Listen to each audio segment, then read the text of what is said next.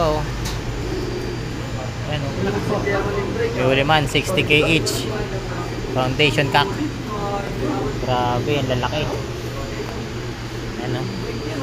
Ang hirap mamili dito sa Bayo Pigeon.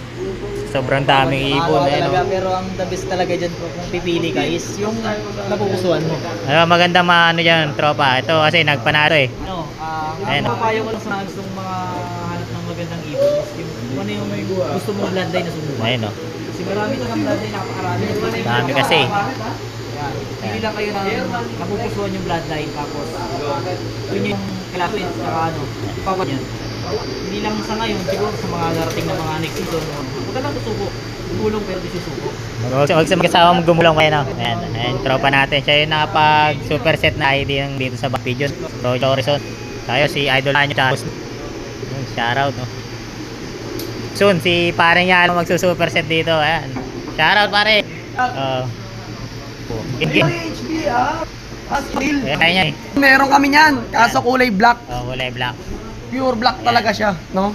60k each din mga tropa to. John Arden, Crested. Maganda ayan o. Ito si Poise Loop. Ayan o. Parang gusto ko na naman bumili.